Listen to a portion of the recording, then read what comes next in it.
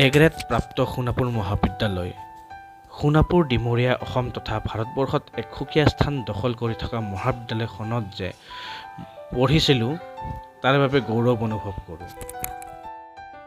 College এৰাৰ বহু বছৰ পাছত কলেজলৈ গৈ বহুত বুজাব নোৱাৰা আনন্দৰ অনুভৱ কৰিলোঁ। আজি যোগ দিৱস হিচাপে মহাবিদ্যালয়ৰ উদ্যোগত আমি যুৱ মৰ্চাই সহযোগ কৰিছিলোঁ। আমাক মহাবিদ্যালয়ৰ ইউনিয়ন বডিয়ে বহুত সহায় কৰিছিল, তাৰ বাবে তেওঁলোকক ধন্যবাদ জ্ঞাপন কৰিছোঁ।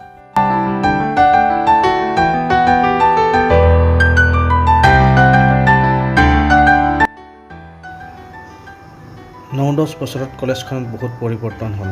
আমি পঢ়ি থাকোঁতে বিল্ডিংবোৰ কমপ্লিট হোৱা নাছিলে।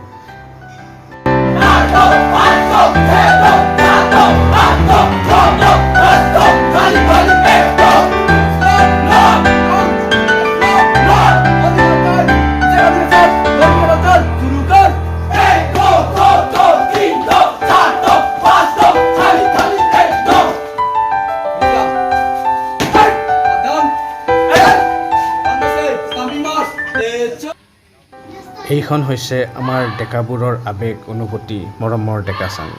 প্ৰতিটো ক্লাছৰ ডেকাই ইয়াত বহি বিভিন্ন কথাৰে হাঁহি ফূৰ্তিৰ মাজেৰে সময় পাৰ কৰিছিল। আগৰ কথা মনত পৰি মনটো আৱেগিক হৈ পৰিছে।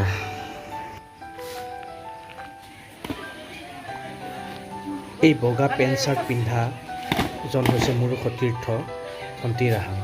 ই NCC পাছ আউট।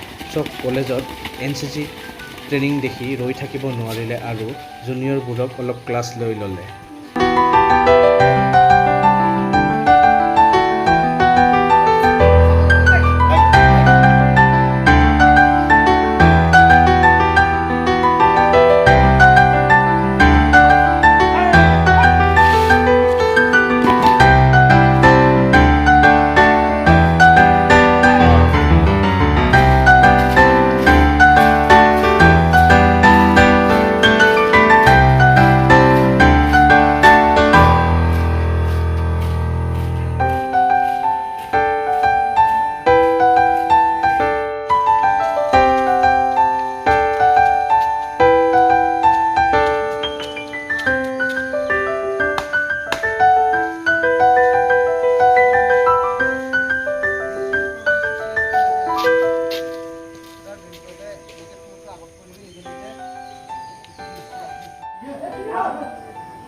এতিয়া বলক ইনডোৰ ষ্টেডিয়ামলৈ, য'ত আমি সকলোৱে মিলি যোগ দিৱস পালন কৰিম।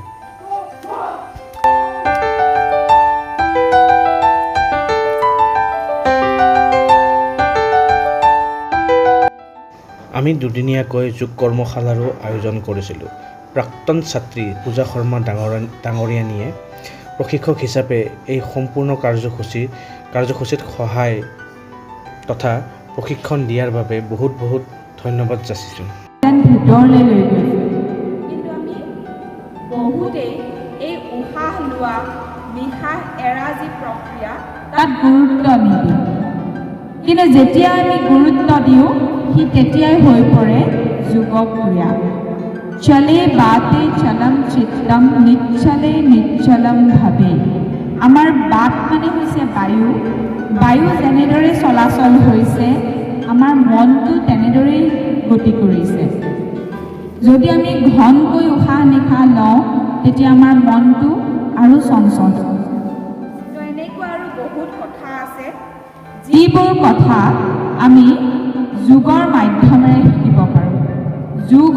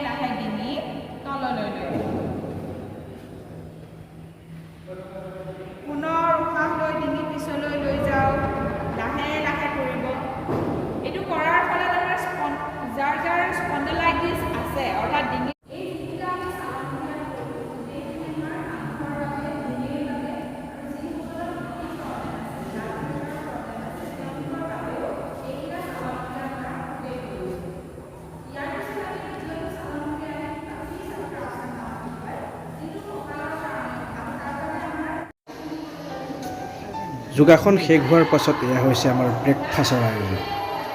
কণী, ব্ৰেড, জেলি আৰু এটাকৈ কল। এয়া নিপু আৰু সৌৰভ দুয়োজনে ব্ৰেকফাষ্টৰ আয়োজন কৰা অৱস্থাত কিবা কিবি উল্টা পুল্টা কথা পাতি আছিল। তাৰে এটা দৃশ্য। ডিমৰীয়া মণ্ডল তেওঁলোকৰ লগত আমি সোণাপুৰ মহাবিদ্যালয়ত আহি সেই